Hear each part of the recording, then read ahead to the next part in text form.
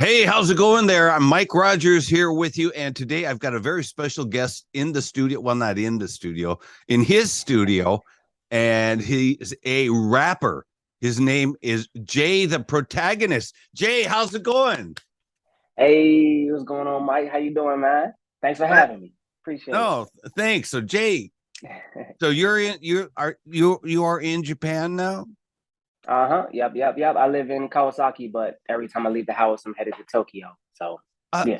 I used to live in Kawasaki a long time ago. See, the thing is, I assume I'm on the outskirts because everyone says Kawasaki is a nice place to be, like it's live and lively and full of people. Right, that's what I'm saying. I don't see it. Yeah, my area is really quiet. I live near, I don't know if you know Noborito Station. Yeah, I know. Drymon theme. Yeah, I live one station away from there. You're closer to Yokohama then? I believe so, yeah. It's about a 40-minute train ride, something like that. So when I first came to Japan was in 1978. And I came to Japan several times, 78, 79, 80, because I was getting the California government gave me a scholarship to go to college.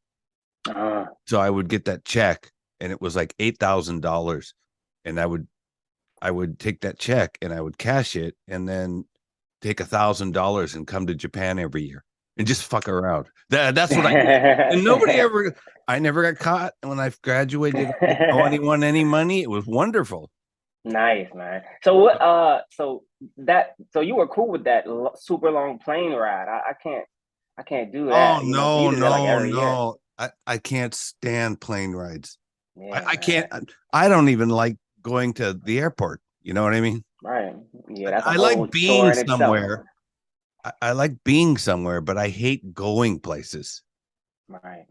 So it's just, just that airplane ride is awful. Have you ever been? It's so brutal. I know. Go on, sorry. Have you ever been to England? No, I've only been to Japan. Yeah, okay. I'm not super well traveled. Going to England is even worse. But anyway, so we're J-The-Protagonist. That's your name. Mm-hmm. You're a rapper. So Can you give us a self-introduction? Tell us what you do and what you're about. Okay. Like I said, my name is J-The-Protagonist. I am a rapper. I would say hip-hop artist, rapper. I sing a little bit, but mostly I rap. I came to Japan in 2016, I think the day after Thanksgiving. I've been here about 6 years. My Japanese is still very low. But, I came here because I wanted to... Actually, I'm an English teacher. Let me start with that. That's my actual job, my day job. But I came here because I wanted to do music, but I also wanted to kind of separate myself from everyone back home because we have a lot of aspiring rappers, back from my home. And they're fine, they're happy, they're nice people, they're just not very good. There's a lot of hating going on out there, I assume would be anywhere. So I came here to kind of separate myself and kind of, what's the word? Sequester myself and just really get to it, Yeah. That's how this came about. Okay, so I gotta ask you a question. So when you say hating each other, what do you mean? You mean like like factionalism or just jealousy or what is it? Yeah, I would equate it to envy. It's definitely envy because usually, I mean, you've heard of the crab in a bucket mentality. I'm sure you heard. No, I haven't. Really. Crab in a bucket? That's weird. Okay. Where are you from originally? You're from California? I'm from Los Angeles. Oh, okay. That's weird. Never heard that. Anyway, basically, it's like you got a bunch of crabs in a bucket, and they're all climbing to get out. Right. One crab gets up, and they're all kind of they're all trying to climb up, so they're kind of pulling each other down as they get up. So I think when it comes to hip hop and just the hip hop culture in general, it's very competitive. It's a lot of bravado. It's a lot of sticking your chest out and talking trash and exclaiming that you're better than others. And a lot of that is, the results of that is a lot of envy or jealousy. If someone sees you doing better, they get quiet, or if they don't get quiet, they get kind of shady towards you, And it's not something you can immediately identify. It's just kind of a feeling that hangs in the air. Yeah. And I think a lot of artists and creative people can kind of understand that, you know. So where are you from? Where originally? Oh, wait a minute. You talk. I'm gonna get my screen off. So where are you from? I got to get a timer here. So go ahead. Yeah, no problem. I'm from Maryland. Most people, when I say I'm from Maryland here, they tell me they don't really know where Maryland is. So I just say I'm from right outside Washington, D.C. But yeah, Maryland would be the place I'm from. I grew up in a place called Oxon Hill, Maryland. And yeah, that's basically where I'm from. No one really knows much about it, but yeah. We say the DMV area, DC, Maryland, Virginia. It's kind of all the same basic area. So okay, so I have a friend from Maryland, but he moved to Thailand, and he seems very, very happy there. Are you I can imagine. Are you happy in Japan? Yeah, it's very peaceful. There's a feeling that I just never experienced in America. You know, it's very peaceful. It's very quiet. You can kind of just live and do your own thing. I think if I wasn't an artist, I wouldn't like it very much, because you know the work culture here is so depending on your company. So yeah, I like it a lot. It has its ups and its downs, and it's been a rough road, you know, but it's decent. I enjoy it quite a bit, more than I thought I would. It's been really? 6 years, so I guess I was supposed to come here for 1, and I was going to dip out, but so you came you got a visa as an English teacher? Correct. Do you want to promote your company or your job or whatever you can? Nah, I'm good. No thanks.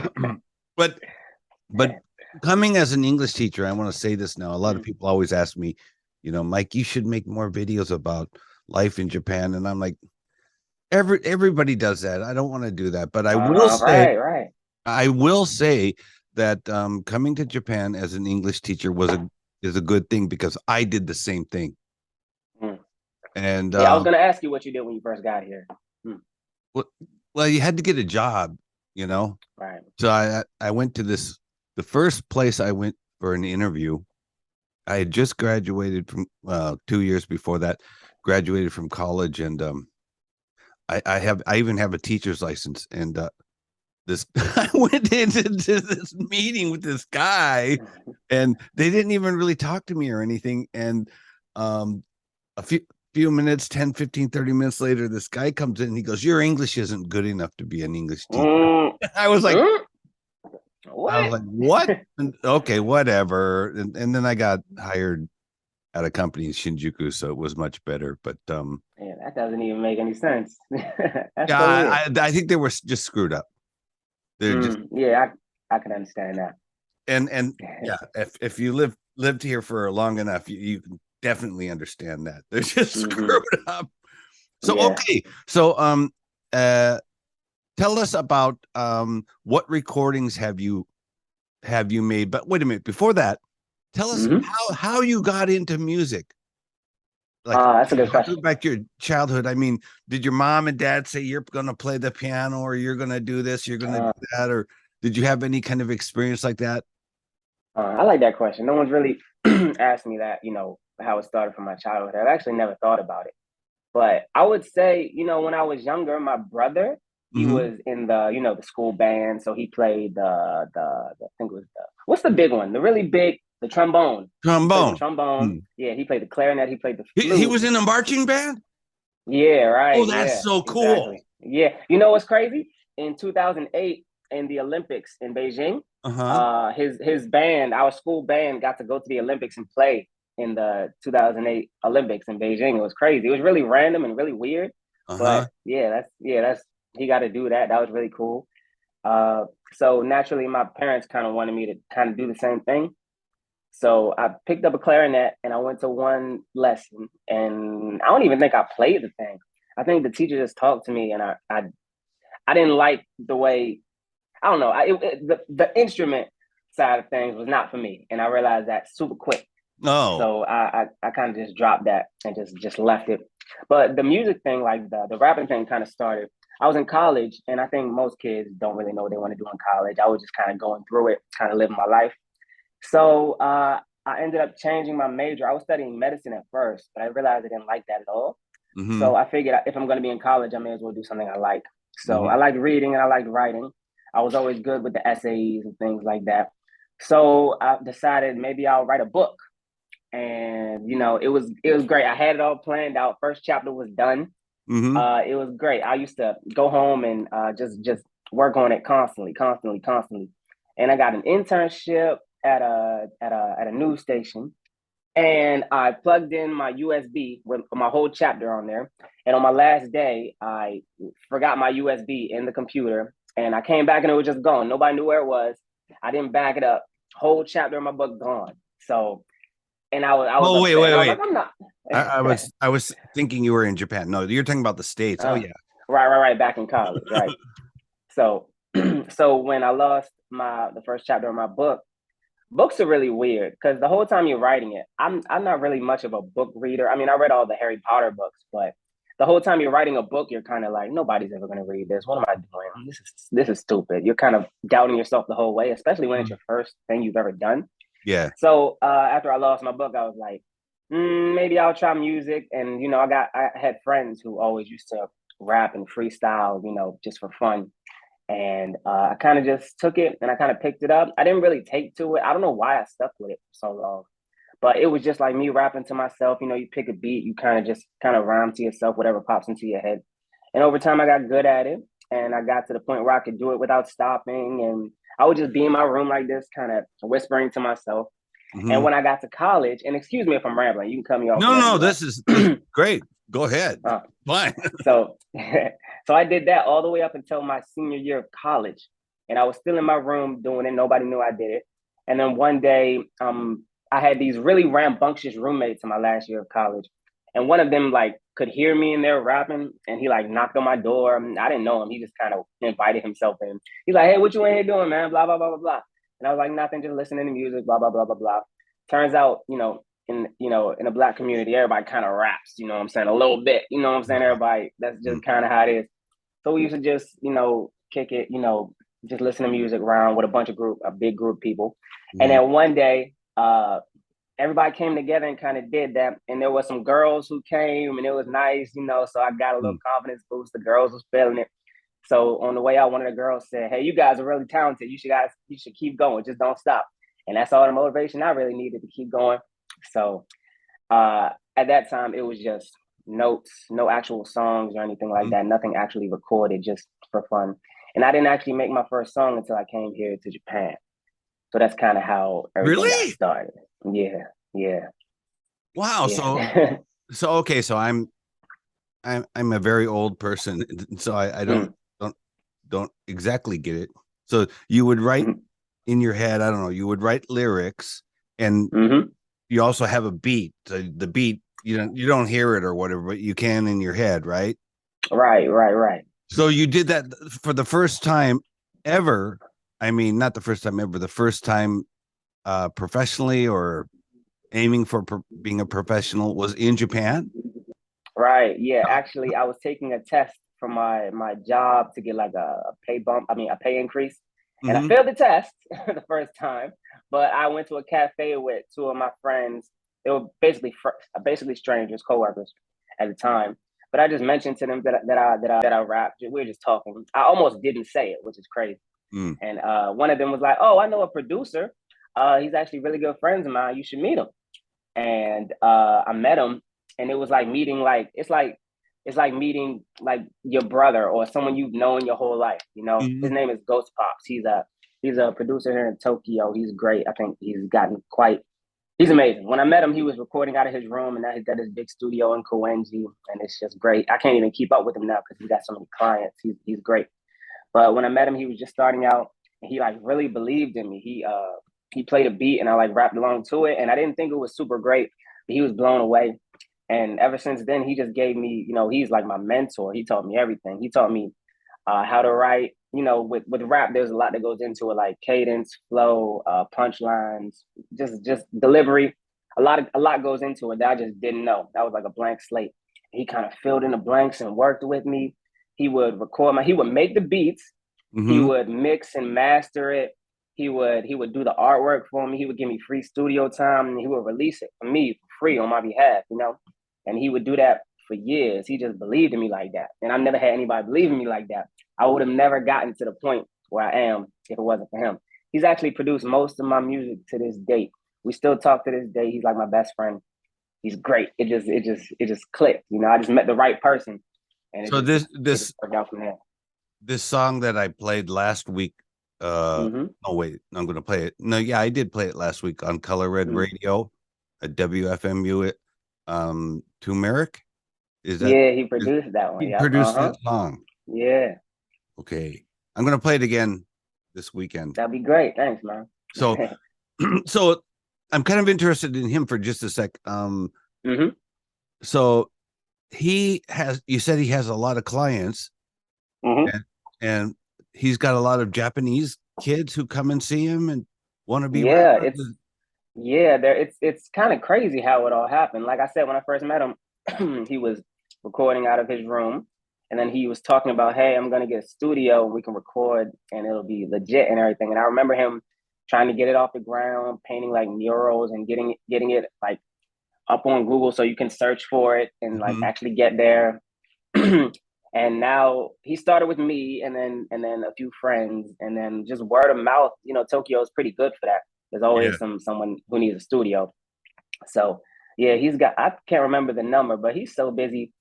I can barely get a text back from him from these days. I get in there sometimes when I see him, but we see each other when we can, but he's just so busy and he just took off, you know. I can't believe the amount of growth he's had. It's really inspiring. That's good. That's really good. So you know, I came up in a rock and roll background. And when I first came to Japan, I thought Japanese rock was really terrible. And it's changed a lot since like the late 70s and stuff. And then I think it really, really changed maybe 1988, 89, 90 about.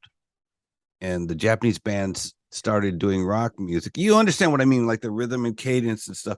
They started doing rock music more like rock music instead of NHK children's shows, you know, that have music that's like and so the Japanese music got so much better. Is it the same with Japanese rappers, do you think? Better, or is there something a little bit weak about them, or what is it? I like that. That's a good question. It really, really depends on, like, I've met some really talented folks out here. I think here's what I think. I think Japanese rappers, there's something that has to click for you. Like, you know, you either get the genre or you get the style or you don't, you know, and it'll click for everybody at different times. And you might talk to, and I think that's more prevalent in Japanese rappers than Americans because it's so innate in our nature. But sometimes you meet a Japanese rapper and you can tell it hasn't clicked for him just yet, you know. But then you meet another one and you can tell they just got it, you know. They just know what they're doing. Like there's quite a few talented people out here. So I think there's a little bit of a difference, and you can kind of see that discrepancy, you know, in our styles and just the delivery and just the confidence and just the technical side, the skill. But yeah, there is a bit of a difference, but it's that gap is closing, you know, as time goes on. Oh, well, so don't feel shy about anything you say, because I consider myself, well, I'm half Japanese. My mom's Japanese, you know, I did not know that. And I've lived here for like 40 years. So I'll never be Japanese. I could live here for 150 years. I'll never be Japanese, but I consider myself like a Japanese American, and there's no half. It's just Japanese American. So many years ago, there was a club called Clio. You know, Roppongi, you know the club? Clio? Yeah, I know the area, but I've never heard of the actual club. Okay, so guys who were DJs, hip hop DJs in those days, there was a guy named Curtis, and there was a guy named Cash. And there was a guy named Davis. I can't remember but I forget his first name. But we got together and we made a hip hop club in Shibuya. Okay. And for me, I was like, I don't care what kind of music it is. It's still the same today. I like all sorts of music as long as it's good. So we made this club, but and of course all the customers were Japanese, but it really confused me at the time. Why is it that all the club DJs and stuff like that are foreigners? Mm-hmm. And the reason why it confused me is I kind of thought like, I understand what you're saying about the creation of the music, but being a DJ is a different thing. You know, you're just mixing records. It's not that hard. It's not that hard to do. I mean, I can't do it. But it's not that hard to do. But it just struck me as strange. So at the clubs now, is it still the same way? Are there Japanese DJs and foreign DJs, or what's it like now? Actually, I would say DJing gets a pretty good. I'd say the most diverse. I think DJing attracts the most diverse group of people. You know, I've met some really. It kind of it's weird. You see like a straight laced like you know how salarymen are here. You know, straight laced guy, suit and tie, walking down the street. But then at night he goes to Shibuya. He takes all that off and he's DJing at the club. You know. Or you might see a pretty girl walking down the street. She's DJing at this event that you would have never thought she would have even known about. Mm-hmm. You know, it attracts people from kind of all walks of life. I think DJing is a pretty good gateway to get into the music scene out here. Because like you said, it's not super. I don't want to diss all DJs, but it seems like it's not that hard, and it seems like you can get a knack for people. You just figure out what people want to hear. And then you can just get booked for shows, and boom, you're kind of gone from there. Yeah. So it's definitely pretty diverse. Yeah, I say it's not that hard, but one day, and this is a long time ago, it's like at least 30 years ago, these guys hired me to be a DJ, and I was thinking like, you know, I was already on, I think I was on J-Wave and stuff like that, and I went there and there was a dance party and they had 2 turntables there, and I was like, what's this? Yeah, right.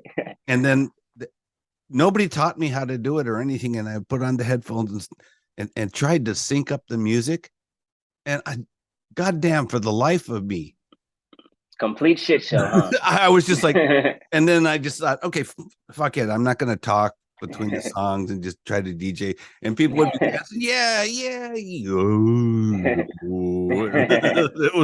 It was awful. So I've done that once. I've done that once, and I'll never do that again. So, so can you tell us about are you making an album? Are you making new music? What are you doing? Yeah, I certainly am. Yeah, that's actually the reason I reached out to you for this interview. Yeah, it's called, you know, in the hip hop community, I don't know how it is with rock. Like when you release, do they call them mixtapes? You know, in like the rock and roll world. Yeah, you mean like cassette tapes with? No, well, I guess not physically, but these days, you know, the way I understand it is, if you're a rapper specifically and you're not famous yet, you call your stuff mixtapes, and then when you get to that level of fame, you call them albums. But I don't really see a difference, you know. Oh. So I guess you can call it a mixtape. You can call it an album. I've taken to just calling it a project because that seems to fit. But yeah, it's called Good as Gold. You know, Good as Gold. I made Good as Gold. Mm-hmm. Okay. And I made a lot of music since I've been here in Japan. I worked with a lot of people. Mm-hmm. My producer was like a mentor. So I would say that this project is the first. It's 13 songs, and I'd say it's the first time I've made music that was specifically from me. Usually when I make music, I'm working with someone on the song. There's another artist, or I'm working with my producer, Ghost Pops, who's like my mentor. So someone else influences me somehow on the song, you know. And I realized that I've never actually made any music that was all me, you know, just that was all me. Give me one moment. I knew that was gonna happen. So I wanted this. Let me see. Hold on, let me get my okay. So I wanted this project to be really honest, really raw. I didn't want to take any time with it, you know. Usually when artists go in the studio, you rap and then you do it again and again and again until it sounds how you want it to sound. But I try not to do any retakes. I just went in my phone, my notes, and just emptied out everything I had. It was like, what do I have in this moment? How do I sound right now as an artist? What does J-The-Protagonist sound like? Straight from the heart. You know what I'm saying? So that's what this was all for. And we released it. We made it. It only took like two recording sessions, and we got all of it done.